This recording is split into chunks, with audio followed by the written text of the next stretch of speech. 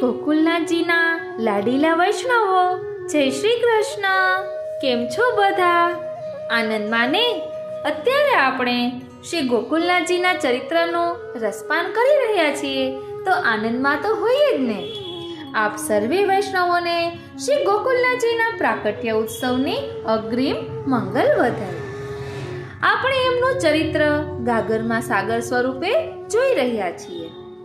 આજ આનંદની હેલી રે શ્રી વલ્લભધામ અડેલમાં શ્રી પ્રભુચરણ બિરાજતા હતા.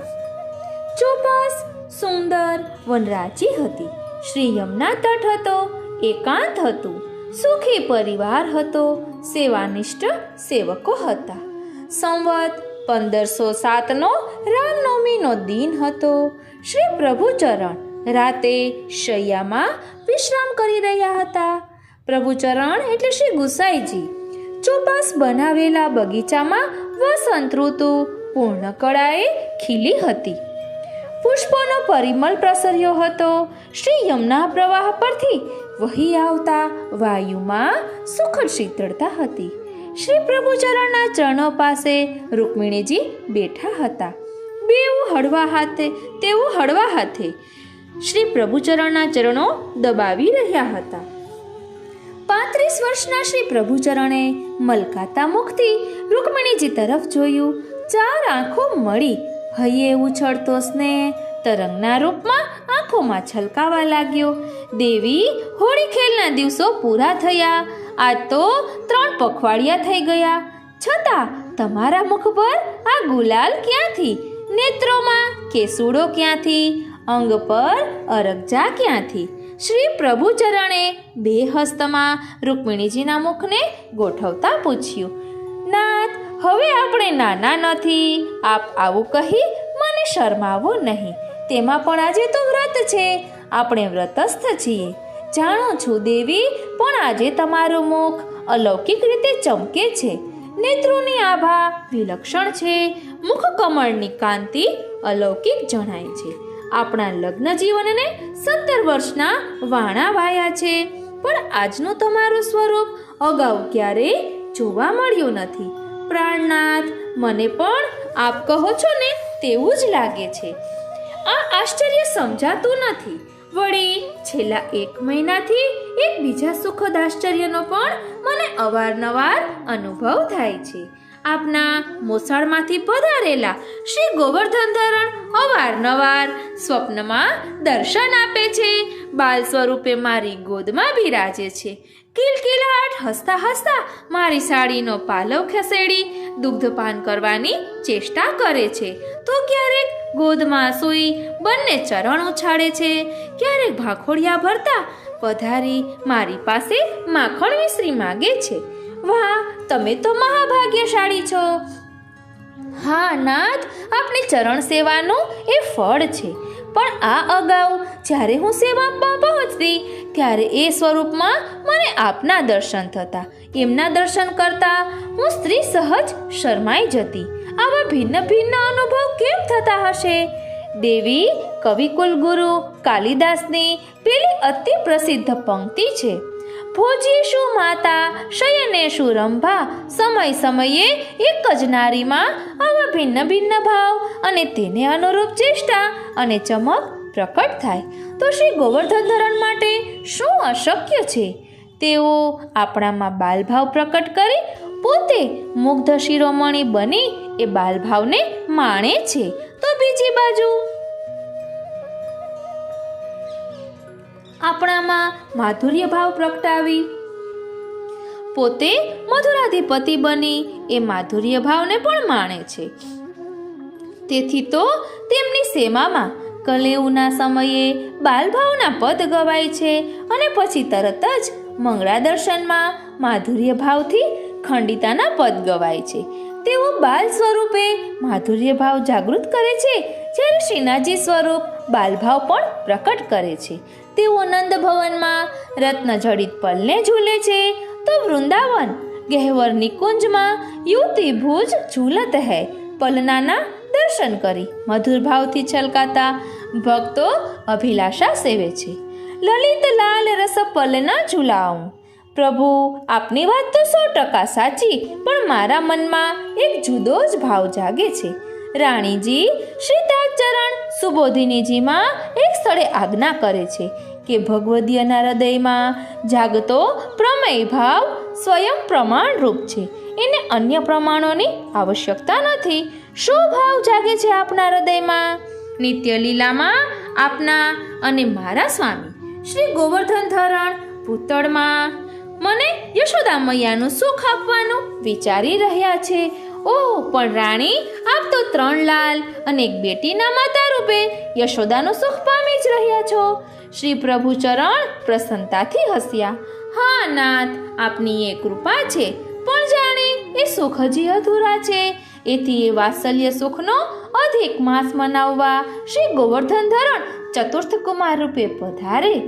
અવશ્ય, એ તો ભક્ત મનોરથ પૂરક અને સત્ય સંકલ્પ છે જ. શ્રી તાતચરણને પણ એમણે જ અનુભવ કરાવી આજ્ઞા કરી હતી. અમને તો ઈચ્છા એ છે જે હું નંદન તમે તાત. એ સત્ય સંકલ્પનો શ્રી તાતચરણને એમણે વૃંદાવનમાં પણ અનુભવ કરાવ્યો. રંગે તે રમતા દીઠડા બળદેવ શ્રી ગોવિંદ. એ તમારો મનોરથ પૂર્ણ નહીં કરે? પ્રાણનાથ, આપના આશીર્વાદથી એ મનોરથ પૂર્ણ થવાના શુભ ચિહ્નો હું અનુભવી રહી છું. યાદ છે એ ફાગણ સુદ સાતમની રાત આપનું અતિ નિકટનું સાનિધ્ય મને સાંપડ્યું. એ વાતને આજે મહિના ઉપર 2 દિવસ થયા. આજ સુધી નિયમિત રીતે ઋતુ સ્નાન થતું, આ વખતે એ સમય આવ્યો નથી. આનો અર્થ એ કે દેવી, તમે મને ચતુર્થ કુમારના ગર્ભાધાનની વધાઈ આપો છો ને? બહુ સુંદર, બહુ ઉત્તમ. સ્વામી, પુરુષાર્થમાં ચતુર્થ પુરુષાર્થ મોક્ષ. બ્રજ ભક્તોને ભગવત પ્રાપ્તિ એ જ મોક્ષ. શ્રી રાધિકાજીની કૃપાથી એ શક્ય બને. સ્વામીની સ્વરૂપ શ્રી તાતચરણની કૃપા થઈ છે એમ મને લાગે છે. ખૂબ સાચી વાત. આ અદ્ભુત વધાઈના આનંદમાં લો, શ્રી પ્રભુચરણે પોતાના કંઠમાં ધારણ કરેલ રત્ન જડિત મુક્તા માળ ઉતારી શ્રી રૂક્મિણીજીના કંઠે ધરાવી દીધી. આજની ઘડી રળિયામણી. શોભા બેટી આવી કાકાજી. શ્રી પ્રભુચરણ પાસે શોભા બેટીજી આવ્યા. નખશિખ જાણે પિતાજીની પ્રતિકૃતિ. ગૌર વર્ણો, ગુલાબી છાંયવાળો લંબગોળ ચહેરો, મોટી ગોળ આંખો, લાંબી નાસિકા, મલકતા હોઠ, પાતળો ઊંચો દેહ, ચણિયા ચોળી પર સાડી પહેરી હતી. શ્રી પ્રભુચરણ પ્રસન્નતાથી દીકરીને જોઈ રહ્યા. કહો કાકાજી, શી આજ્ઞા છે? બેટા, મને તો અત્યારે જ ખબર પડી કે તું આટલી બધી મોટી થઈ ગઈ છે. લે, હવે તો મારે તારું ઝટપટ રાણું કરવું પડશે. કાકાજી, શોભા બેટીજી શરમથી લાલ લાલ થઈ ગયા. 2 હાથે મોં ઢાંકી આડું જોઈ ગયા. હું તો મજાક કરતો હતો ને મારી દીકરી તો રિસાઈ ગઈ. ચાલ, જવા દે એ વાત. હું તો બીજી વાત કરવા તને બોલાવતો હતો. આજ્ઞા કરો. શોભા, હમણાંથી જાણે એવું લાગી રહ્યું છે કે શ્રી તાતજી આજ્ઞા કરે છે કે મારે વિશેષ સમય ગ્રંથલેખન માટે આપવો. શ્રી તાતજી જાણે હૃદયમાં અને મસ્તકમાં બિરાજી ગ્રંથોની પ્રેરણા કરે છે. કાકાજી, આ તો આનંદની વાત છે, પણ એમાં મારે આપની શી સેવા કરવાની? બેટા, ગ્રંથલેખન માટે પ્રેરણા ઉપરાંત બીજી 2 ભૌતિક બાબતો પણ જરૂરી હોય છે. એક તો સમયની અનુકૂળતા અને બીજી મનની સ્વસ્થતા બનાવી રાખે તેવું એકાંત. કાકાજી, અહીં હોટેલમાં એ 2માંથી તમને એકેય નહીં મળે. રોજ સવાર થયું નથી કે પ્રયાગથી અને કાશીથી વિદ્વાનો શાસ્ત્રાર્થ કરવા આવ્યા નથી. બડે કાકાજી પણ સૌને આપની પાસે જ મોકલે.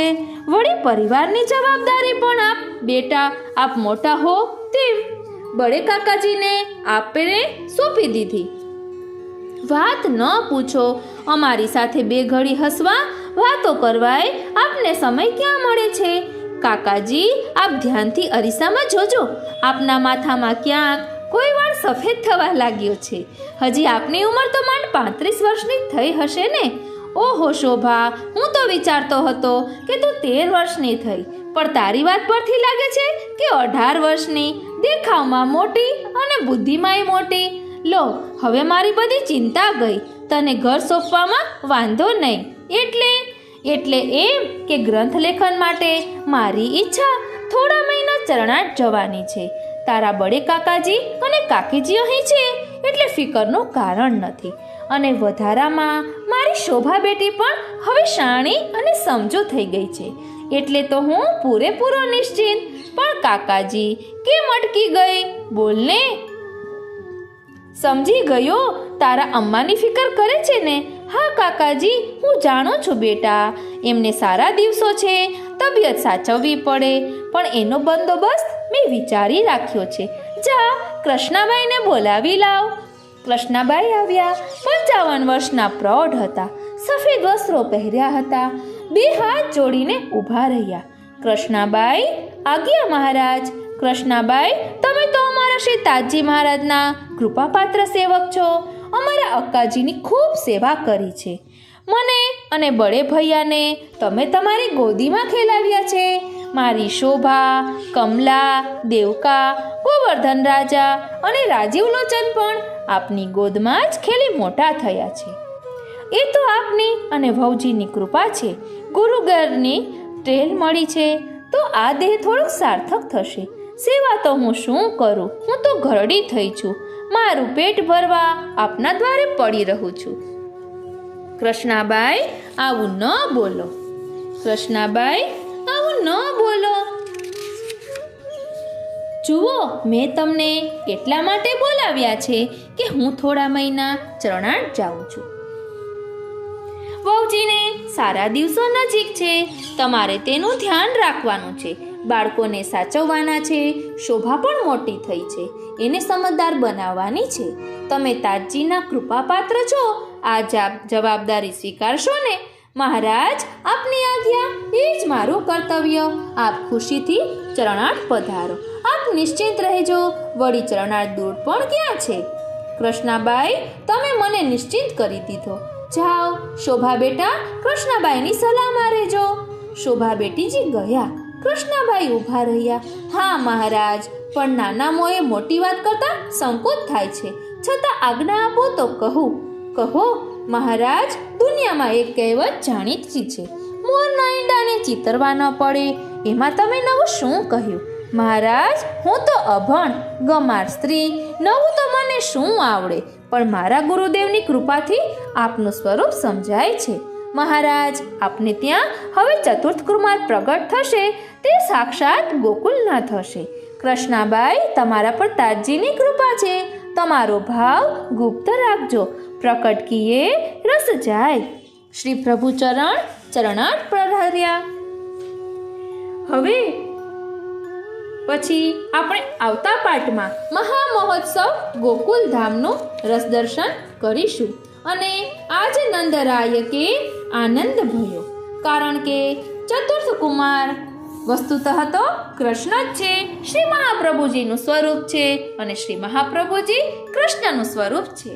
આમ વસ્તુતઃ બધું એક જ છે. આ રીતે આજનો આ સત્સંગ શ્રીનાથજી, શ્રી યમુનાજી, શ્રી મહાપ્રભુજી અને શ્રી ગોકુલનાથજીના ચરણારવિંદમાં સમર્પિત કરું છું. અને આ સંકલન ગોલોકવાસી રમેશભાઈ પરીખના આનંદનો આવિષ્કાર ભાગ 3 માંથી લીધેલું છે. એમને પણ કોટી કોટી વંદન. જય શ્રી કૃષ્ણ. આજ આનંદની હેલી રે બેની મારે, આજ આનંદની હેલી રે. વાલા વૈષ્ણવો, જય શ્રી કૃષ્ણ. આપ સર્વે વૈષ્ણવોને શ્રી ગોકુલનાથજીના પ્રાકટ્ય ઉત્સવની અગ્રિમ મંગલ વધાઈ. જય શ્રી કૃષ્ણ. હું નાતુરી આપ સર્વે વૈષ્ણવોનું આજના આ અલૌકિક સત્સંગમાં હાર્દિક સ્વાગત કરું છું. આજનું શ્રી ગોકુલનાથજીનું જે ચરિત્ર છે તે આપણે આત્મપટલ ઉપર કોતરવાનું છે. પ્રાણ જાય અરુ ધર્મ ન જાય. પોતાના વૈભવશાળી મહેલમાં બાદશાહ સિંહાસન ઉપર સુખાસનમાં પ્રસન્ન મુખ મુદ્રાએ બિરાજમાન હતા. તે સમયે તેમની સમક્ષ ધર્મ ધુરંધર પ્રતાપી વૈષ્ણવોના પ્રાણ શ્રી ગોકુલેશ પ્રભુ અંદર પધાર્યા. તેમણે શિષ્ટાચાર મુજબ 9 રૂપિયા, શ્રીફળ અને પવિત્રો હાથમાં લઈ બાદશાહને સમર્પિત કર્યા અને અતિ પ્રસન્ન મુખમુદ્રાએ દિલ્હીશ્વરને આશીર્વાદ આપ્યા.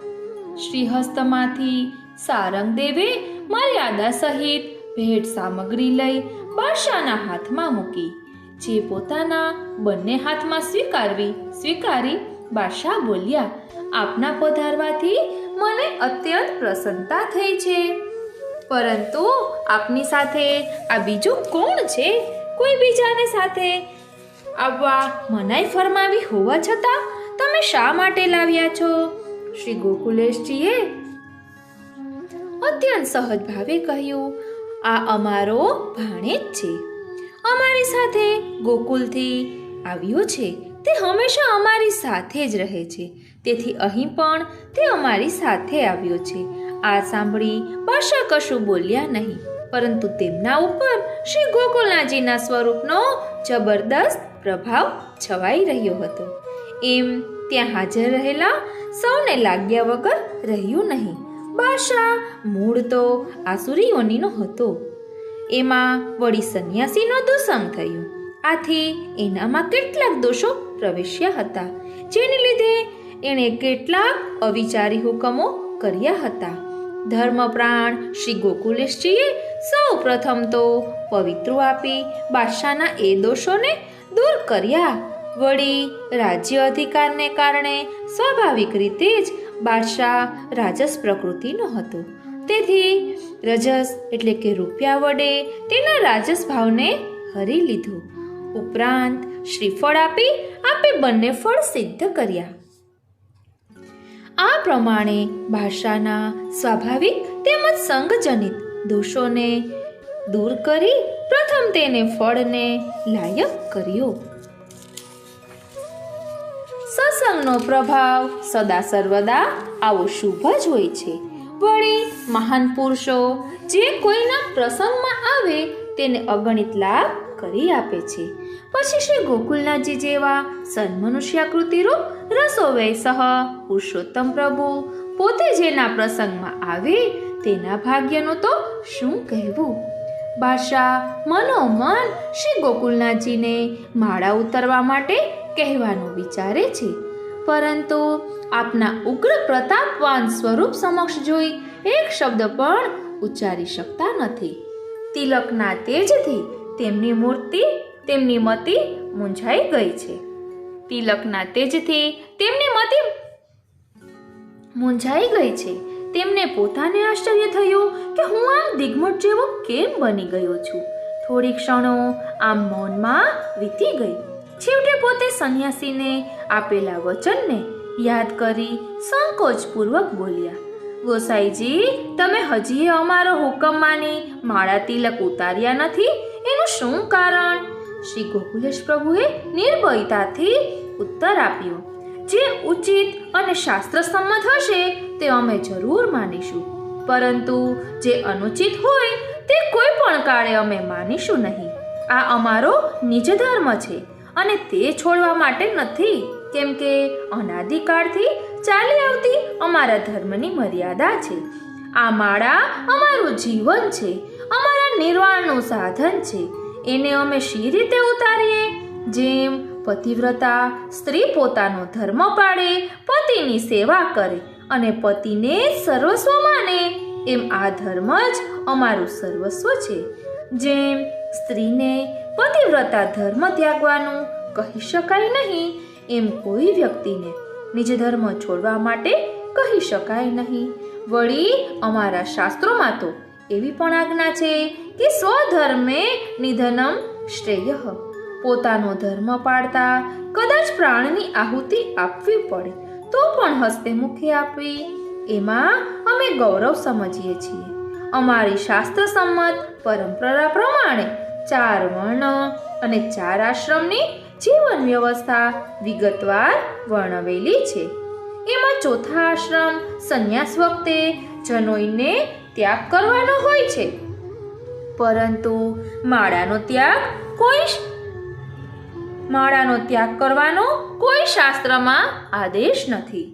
શ્રી ગોકુલનાથજીની મનને પ્રસન્ન કરે એવી અત્યંત નિર્ભય વાણી સાંભળી બાદશાહે કંઈક કપટ ભાવે કહ્યું, તો પછી તમે અમને એવું શા માટે લખી આપ્યું હતું કે અમે જે કહીશું તે પ્રમાણે તમે કરશો?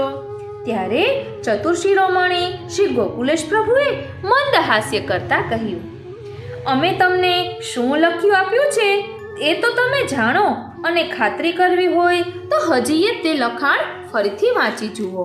શું અમે અમારો ધર્મ છોડી દઈશું એવું એમાં ક્યાંય લખેલું છે ખરું? સંન્યાસીના કહેવાથી આપે લખાવ્યું અને અમે લખી આપ્યું. ધર્મશાસ્ત્રો જે પ્રમાણે કહેશે તે પ્રમાણે કરવા અમે બંધાયેલા છીએ. એ લખાણમાં આપની પણ સહી છે જ, અને આજે પણ અમે એ જ વાત ભારપૂર્વક કહીએ છીએ કે શાસ્ત્ર સંમત જે કંઈ હશે તે કરવા અમે તૈયાર છીએ. વળી અમને એવી કલ્પના નહોતી કે એક ત્યાગી વિરક્ત સંન્યાસી જેના હૃદયમાં પ્રાણી માત્ર પ્રત્યે અનુરાગ હોવો જોઈએ તે દુરાગ્રહ કરીને અમારો ધર્મ છોડાવવા માટેની તથા શાસ્ત્ર વિરુદ્ધ આચરણ કરવાની વાત કરશે. જો તે આવી વાત કરે તો તે ધર્મના સાચા મર્મને એણે જાણ્યો નથી. અમને તો એવી આશા હતી કે તે વિરક્ત છે અને અમે ગૃહસ્થ છીએ, જેથી ધર્મની કંઈક ઉત્તમ વાત સમજાવશે, ધર્મની મર્યાદાઓ અને ધર્મના રહસ્યનું રસપાન કરાવશે અને અમારા જીવનને ઉર્ધ્વગામી બનાવવામાં ઉપયોગી એવી ચર્ચા કરશે. પરંતુ સંન્યાસીની વાત તો આનાથી તદ્દન ઉલટી જ છે. પછી એની વાત માનવાનું અમારે શું પ્રયોજન? જે બાદશાહ જહાંગીરના નામ માત્રથી ભલભલા ભૂપતિઓ ધ્રુજતા તે જ બાદશાહ સામે શ્રી ગોકુલેશજીને નિર્ભયપણે આવો પ્રતિવાદ કરતા જોઈ સભામાં ઉપસ્થિત સર્વ અમલદારો અને ઉમરાવો આશ્ચર્યચકિત થઈ ગયા. આસફ ખાન તથા ઇતબાર ખાન જેવા શ્રી ગોકુલનાથજીના ચાહકોના મનમાં તો ભય પણ પ્રવેશી ગયું. તેમના શ્વાસ અદ્ધર થઈ ગયા. તેમને લાગ્યું કે કદાચ બાદશાહ ગુસ્સે થઈને કંઈક અનુચિત પગલું ભરી બેસશે તો અમે નાહકના મુસીબતમાં મુકાઈ જઈશું. તેથી તેઓ ઈશારા કરી વારંવાર આપશ્રીને સંયત રહેવા વિનંતી કરતા. પરંતુ આ ઉમરાઓ જેમ જેમ વાળતા તેમ તેમ શ્રી ગોકુલનાથજી વધારે જુસ્સાથી બોલવા લાગ્યા અને નિસંકોચ થઈ પોતાને જે કંઈ કહેવું હતું તે સર્વ કહી સંભળાવ્યું. શ્રી ગોકુલેશજીના મનમાં એમ હતું કે આ ઉમરાઓ ભલે વારવાનો પ્રયત્ન કરે, પરંતુ શા માટે ચૂપ રહેવું જોઈએ? આજે તક મળી છે ત્યારે જે કંઈ કહેવાનું છે તે જો ન કહીએ તો ફરી ફરી આવી તક ક્યારેય મળતી નથી. ક્યારે મળવાની છે? શ્રી ગોકુલનાથજીએ પોતાના ધર્મના રક્ષણ અર્થે પોતે કેવા આગ્રહી ને અડગ છે તે વિશે બાદશાહને કહી સંભળાવ્યું.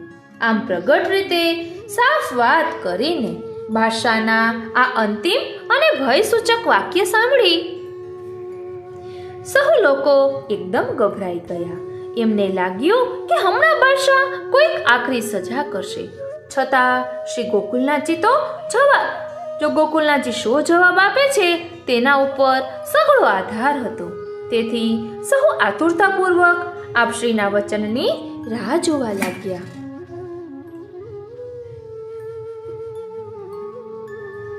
શ્રી ગોકુલેશજી માટે પણ કસોટીની આ આકરામાં આકરી કસોટીની ક્ષણ હતી.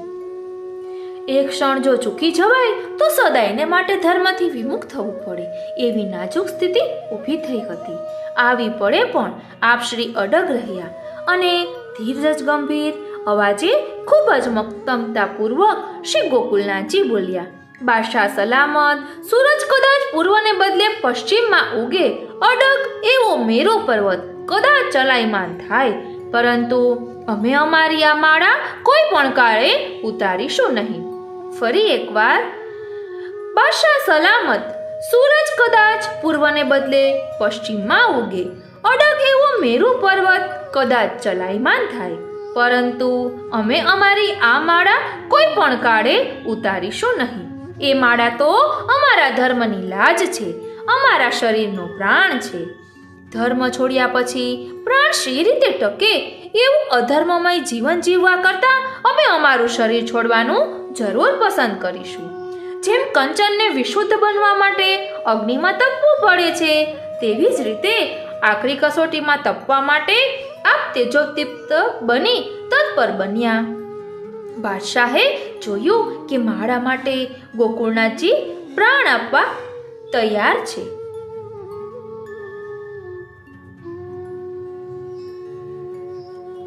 આ પ્રાણ આપવા તૈયાર છે અને જો તેમને કશી પણ આચાવશે તો તેમની પાછળ હજારોની સંખ્યામાં તેમના સેવકો પોતાના પ્રાણ કુરબાન કરશે. રાજ્ય માટે એક કપરી સ્થિતિ ઊભી થશે. આથી તે ગભરાયા. શું કરવું તે સૂઝ્યું નહીં. એક બાજુ પોતે સંન્યાસીને આપેલા વચનનો ભંગ અને બીજી બાજુ જો બળજબરીથી માળા ઉતરાવવામાં આવે તો વિના કારણ હજારો નિર્દોષ માણસોની આત્મહત્યા.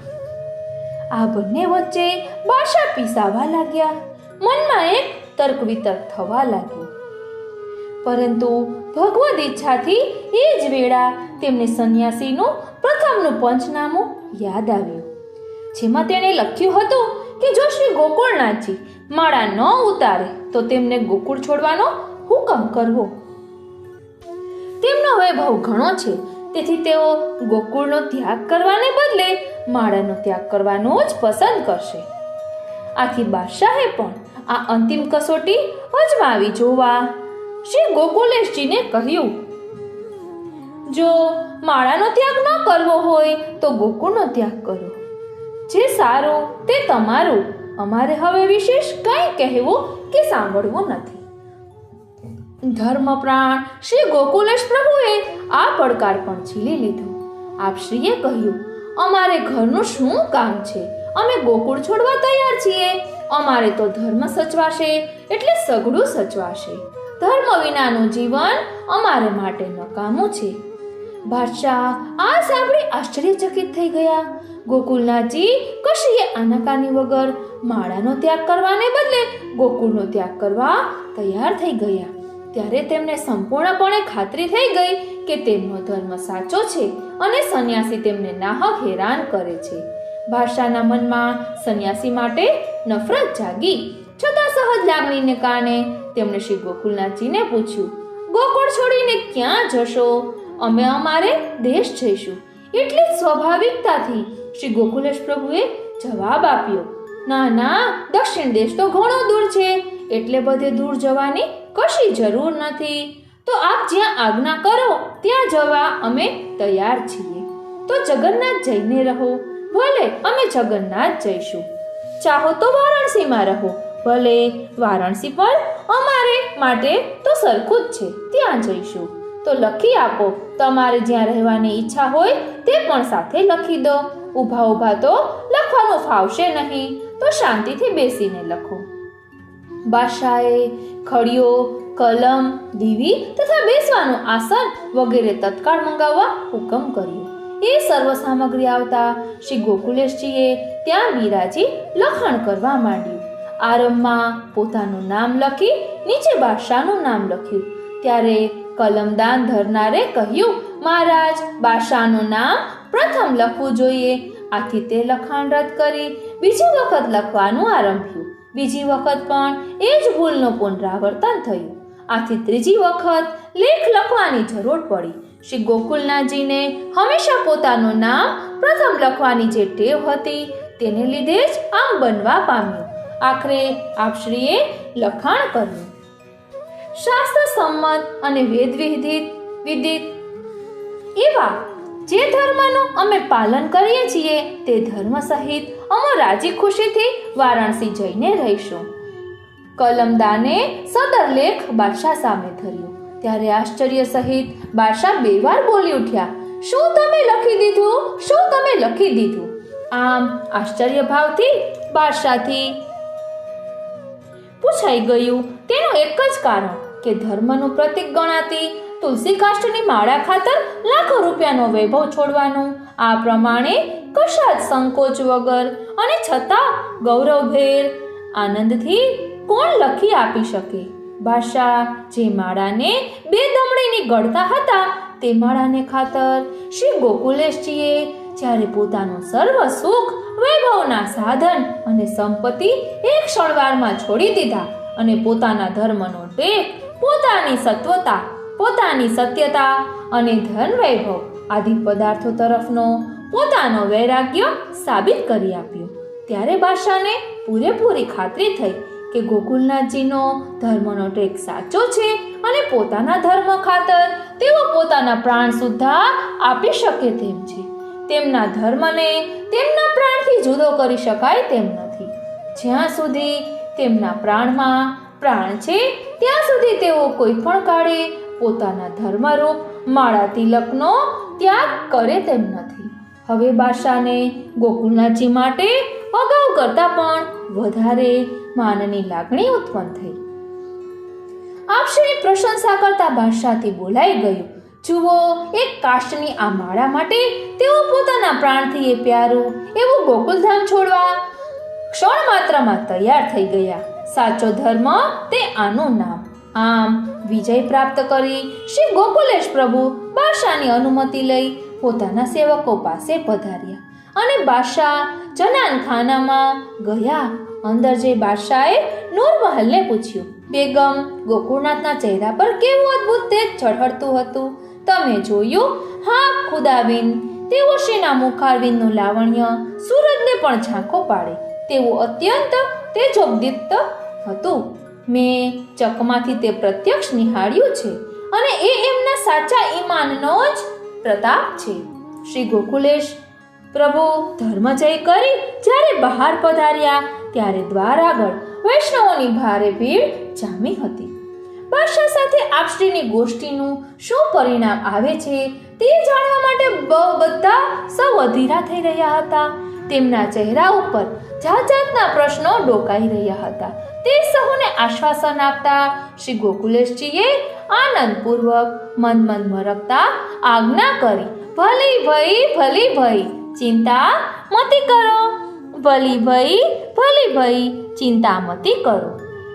પોતાના પ્રાણેશને અને પોતાનો ધર્મ સચવાઈ રહ્યો છે અને શ્રી ગોકુલેશ પ્રભુનો વિજય થયો છે એ સમાચાર જાણી સહુ આનંદમાં આવી ગયા અને આપશ્રીના જય જયકારથી ગગનને ભરી દીધું.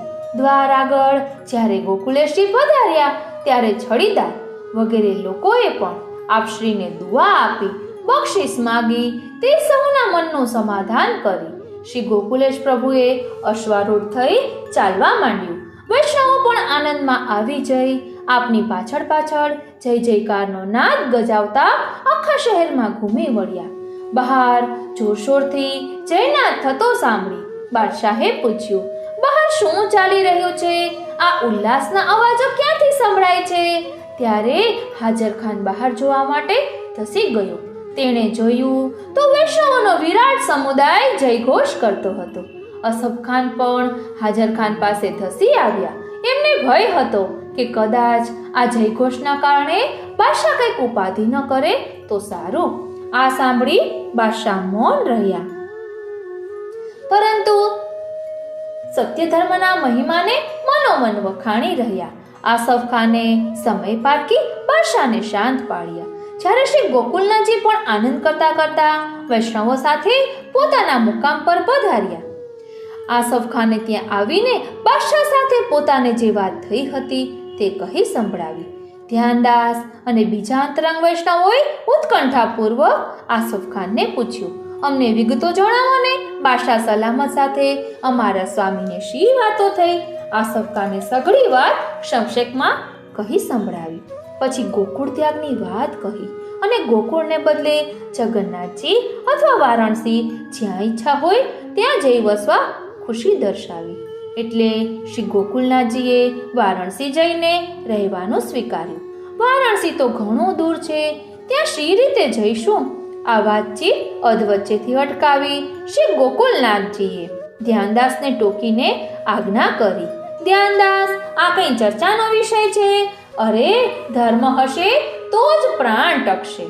પછી કાશી શું કે મથુરા શું, વૃંદાવન શું કે ગોકુળ શું, અમારે મન તો બધું સરખું છે. પ્રભુ જે મુઠ્ઠી છોલા આપશે તે સૌને વેચીને વર્ષે તે લઈશું, એમાં ચિંતા કરવાની શી જરૂર? ધ્યાનદાસે વિનંતી કરી, પ્રભુ જો આ ભાગ ના આપો તો હું ફરીથી બાદશાહ પાસે જાઉં અને વારાણસીને બદલે કોઈ નજીકના સ્થાનમાં રહેવાની પરવાનગી લઈ આવું. આમ કહી તેણે પોતાનો સ્નેહ અને વાત્સલ્ય ધર્મ બજાવ્યું. ત્યારે મહાત્મ્ય ભાવે હરિદાસે કહ્યું, અરે ભાઈ, પ્રભુ વારાણસી પધારે તો શું થઈ ગયું? ગોકુળ ત્યાંથી ક્યાં દૂર છે, અને આપ જ્યાં નિવાસ કરો ત્યાં સદા ગોકુળ બની રહે, એ જ આપશ્રીનો મહિમા છે. શ્રી ગોકુલેશજીના મુકામ પર જ્યારે આ ચર્ચા ચાલતી હતી ત્યારે બાદશાહને ત્યાં પણ આ જ ચર્ચા ચાલતી હતી. જનાનખાનામાં ગયા પછી ભગવદ ઈચ્છાથી બાદશાહના મનમાં એકાએક ભાવ જાગ્યો કે મેં ગોકુલનાથજીને વારાણસી જેટલે દૂર જવાનું કહ્યું તે બરાબર નથી થયું. એમના મનમાં ગડમથલ ચાલી કે વારાણસી જવાનું કહ્યું કોણે? આ શંકાનું સમાધાન જ્યારે ન થયું ત્યારે તેઓ જનાનખાનામાંથી એકદમ બહાર ધસી આવ્યા. બહાર બલભદ્ર અને ગોવિંદાસ ઊભા હતા. તેમને બાદશાહે એકદમ પૂછ્યું, ગોસાઈજીએ શું કહ્યું અને મેં શું કહ્યું એ તમને બરાબર યાદ છે? ખુદાવિંદ, આપે એમને ગોકુળ છોડી દેવા અને જગન્નાથજી અથવા વારાણસી જઈને વસવા ફરમાવ્યું હતું, એવું અમને સ્મરણ છે. ગોવિંદાસે જવાબ આપ્યો, વારાણસીનું નામ કોણે દીધેલું? બલભદ્રે હાથ જોડી વિનમ્ર ભાવે કહ્યું, જહાંપનાહ, વારાણસીનું નામ તો આપે જ દીધું હતું. ગોકુલનાથજીએ તો આપે જે ફરમાવ્યું તેનો માત્ર સ્વીકાર જ કર્યો હતો. અરે રે, આ મારી જ ભૂલ થઈ. મેં એમને વારાણસી એટલે દૂર જવાનું કહ્યું. આમ વિચારી તેઓ પશ્ચાતાપ કરવા લાગ્યા. પછી ગોવિંદાસ તરફ ફરી બાદશાહે પૂછ્યું, ગોવિંદાસ, ગોસાઈ ગોકુલનાથજી આના કારણે અમારા ઉપર ગુસ્સે તો નહીં થાય ને? એ તો અમને શી ખબર પડે જહાંપનાહ? આ ગોકુલનાથજી તો સાચે સાચ ધર્મ પુરુષ છે. કહેતાની સાથે જ ગોકુળ છોડવા તૈયાર થઈ ગયા. એટલું જ નહીં, લખી આપવાનું કહ્યું તો પ્રસન્નતાપૂર્વક તરત લખી પણ આપ્યું. ધન્ય છે એમની ધર્મ ભાવનાને. પણ આ વાત બાબાજી જાણશે ત્યારે તે માનશે ખરા? જહાંપનાહ, જે સાચું છે તે સદાકાળ સાચું જ રહે છે. આપની વાત બાબાજી કેમ ન માને? આપ તો દેશાધિપતિ છો. આ જૂઠા અને પ્રપંચી સંન્યાસીને બિનજરૂરી મહત્વ આપવાની કોઈ જરૂર નથી. મહાકાળ જેવા યવન બાદશાહ જહાંગીરના નામથી જ્યારે ભલા રાજાઓ પણ થરથર કાપતા હતા ત્યારે શ્રી ગોકુલનાથજીએ ખુદ બાદશાહની સન્મુખ જ ધરાર એમના આ વચનનો વિરોધ કર્યો અને પોતાની વાતને વળગી રહ્યા. છતાં બાદશાહને મનમાં પશ્ચાતાપ થવા લાગ્યો કે ગોકુલનાથજીને ગોકુળ છોડી વારાણસી જવા ફરમાવ્યું, તેથી તેમને ખોટું તો નહીં લાગ્યું હોય. આમાં પ્રભુનો પ્રકટ પ્રતાપ અને પ્રભુની કૃપા નહીં તો બીજું શું હોઈ શકે? સર્વસમર્થ પ્રભુ માટે અશક્ય પણ શું છે? શ્રી ગોકુલનાથજીએ મુકામ પર એકત્ર વૈષ્ણવોને શાંત પાડી પોતપોતાને ઘેર જવા આજ્ઞા કરી. પછી સ્પર્શ દોષનું નિવારણ કરવા સ્નાન સંધ્યાથી પરવારી ભોજન લીધું અને રાત્રે ત્યાં જ વિશ્રામ કર્યો. બીજે દિવસે બાદશાહ મૃગયા ખેલવા ગયા. શ્રી ગોકુલેશજી પણ વિદાયગીરી લેવા આસફ ખાન પાસે પધાર્યા. આસફ ખાન આપને પધારેલા જોઈ શરમનો માર્યો નીચું જોઈ ગયો. તેણે કહ્યું, મહારાજ ક્ષમા કરજો, અમારા હોવા છતાં આપને શ્રી ગોકુળનો ત્યાગ કરવાની સ્થિતિ આવી અને અમે કશું કરી શક્યા નહીં. આસફ ખાન, આ શું બોલો છો? એમાં તમારો સહેજ પણ દોષ નથી. અમારો ધર્મ સચવાયો છે એ શું ઓછું છે? ગોકુળ છોડવું પડે તો એનો અમને કોઈ રંજ નથી. અમારો તો વિજય જ થયો છે. પરંતુ એક વાતનો હજી અમને વસવસો છે. અમે તો વારાણસી જઈને રહીશું, પરંતુ સંન્યાસી અમારો કેળો નહીં મૂકે. એ પણ અમારી પાછળ વારાણસી અને ત્યાં ફરી પાછી ઉપાધિ ઊભી કરશે. તો પછી આપ સોરમજી જઈને રહો. કેમ કે બાદશાહે તો ગોકુળ સિવાય જ્યાં પણ આપની ઈચ્છા હોય ત્યાં રહેવા માટે પ્રસન્નતા દર્શાવેલી જ છે. આસફ ખાને વિનંતી કરી, પણ અમે વારાણસી જઈને રહેવાનો લેખ કરી આપ્યો છે અને એમાં ફેરફાર ન થાય ત્યાં સુધી સોરમજી રહેવાનું ઉચિત નથી. મહારાજ, બાદશાહ તો શિકારે ગયા છે, ખબર નહીં ક્યારે પાછા આવશે. આપ આપના સેવકને અહીં મૂકતા જાઓ. બાદશાહને કહી હું સોરમજી નિવાસ માટે લેખ તૈયાર કરીને મોકલાવી આપીશ. આસફ ખાનની આ વાત શ્રી ગોકુલેશજીને ઉચિત લાગી. તેથી આપશ્રીએ અનંતદાસને કાશ્મીરમાં રોકાવાનું નક્કી કરી આસફ ખાનની વિદાય માંગી. આસફ ખાને બે હાથ જોડી મસ્તક નમાવી આપશ્રીની કૃપા યાચતા વિનંતી કરી, શ્રી કૃષ્ણ આપની સદા સહાય કરો. શ્રી ગોકુલેશજીએ પણ આપને આશીષ આપી અને પ્રસન્નતાપૂર્વક મુકામ પર પાછા પધાર્યા. શ્રી ગોકુલેશજી આસોવદ ત્રીજના દિવસે ગોકુળ તરફ પાછા પધારવાનો વિચાર કરતા હતા. તેવામાં જ વડોદરાના પરમાનંદ જોશીજી, જે ઔદિત્ય બ્રાહ્મણ હતા અને ખાનજાદાની જન્મોત્રી કરવા બાદશાહે તેડાવ્યા હતા, એ ત્યાં પહોંચી આવ્યા. તેમણે સમાચાર જાણી શ્રી ગોકુલેશજીને વિનંતી કરી, આપ આટલે સુધી આવ્યા છો તો હવે હું આપને જે મુહૂર્ત આપું તે દિવસે અહીંથી વિજય કરો. જોશીજી અહીં ઝટ પહોંચવા અને ગોકુળથી અમૃત ઘટિકા જોઈ નીકળ્યા હતા અને હવે અહીંથી પણ એ જ પ્રમાણે અમૃત ઘટિકા જોઈ પ્રસ્થાન કરવાનો વિચાર છે, કારણ કે અમારે શક્ય હોય એટલા જલ્દી ગોકુળ પાછા પહોંચવું છે. મહારાજ, જો અનિવાર્ય ન હોય તો થોડાક સમય માટે આપ આગ્રહ જતો કરો અને ગ્રહ નક્ષત્ર આદિનો વિચાર કરી હું જે મુહૂર્ત આપું તે પ્રમાણે અહીંથી પ્રસ્થાન કરો તો વધારે ઉચિત થશે. શ્રી ગોકુલેશ પ્રભુએ જોશીજીનું વચન માન્ય રાખ્યું. પંચાંગ જોઈ જોશીજીએ આસોવદ દશમના દિવસે પ્રથમ પ્રહરમાં કાશ્મીરથી વિજય કરવાનું મુહૂર્ત કાઢી આપ્યું. શ્રી ગોકુલેશજીને આના કારણે વધુ 7 દિવસ કાશ્મીરમાં રોકાવાનું થયું. તેથી ત્યાંના વૈષ્ણવો ઘણો આનંદ પામ્યા. ઉપરી પધરામણીઓ ચાલવા માંડી અને ઘણા લોકોએ સેવા તથા દર્શનાદિનો લાભ લીધો. નૂરમહલનો દીવાન દુર્ગાદાસ કાયસ્થ પણ દરરોજ રાત્રે આપશ્રીના દર્શન કરવા મુકામે આવતો. એક દિવસ આપશ્રીની સેવામાં ઘણા બધા વૈષ્ણવોને જોઈને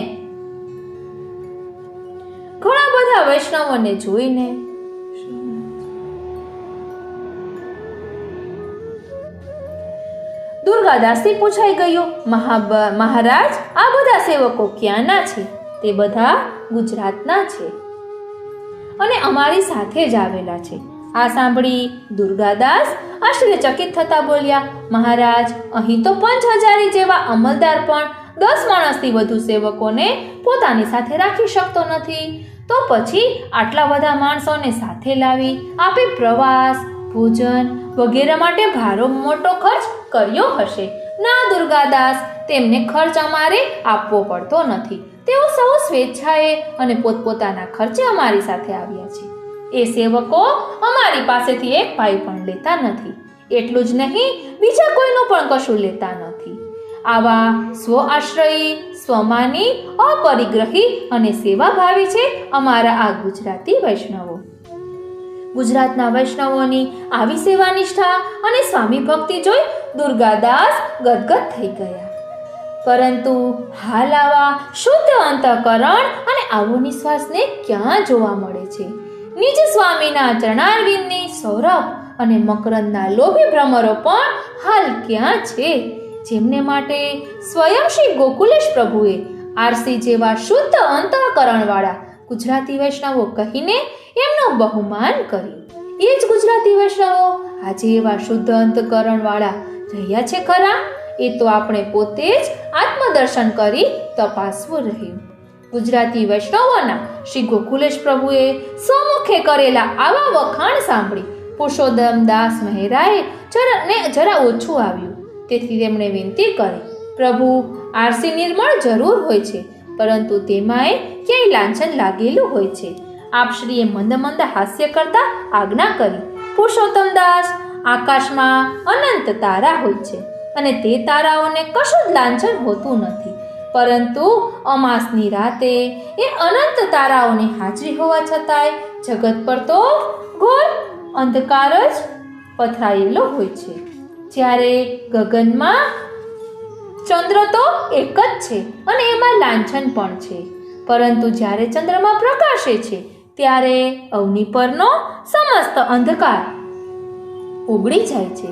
એમ અમારા આ ગુજરાતી વૈષ્ણવો ચંદ્ર જેવા છે, જેને કારણે આજે પુષ્ટિ સૃષ્ટિ નિર્મળ ચાંદનીમાં સ્નાન કરી રહી છે. આ સાંભળી પુરુષોત્તમ દાસ ચૂપ થઈ ગયા. આમ શ્રી ગોકુલેશ પ્રભુ ભક્તોના ગુણગ્રાહી છે. જો પોતાના સેવકમાં એકાદ પણ પૂર્ણ ગુણ હોય તો બાકીના સર્વ દોષોને આપ માફ કરે છે, કારણ કે જીવ માત્ર દોષને પાત્ર છે. કોઈ જીવ સંપૂર્ણ દોષમુક્ત તો હોય જ ન શકે, માટે તેના ગુણને ધ્યાનમાં રાખે છે. જો આપણે વૈષ્ણવો પણ પ્રભુના આ ન્યાયને અનુસરી સાચા ગુણગ્રાહી બનીએ તો પરનિંદા જેવા અનેક દોષોમાંથી બચી શકીએ.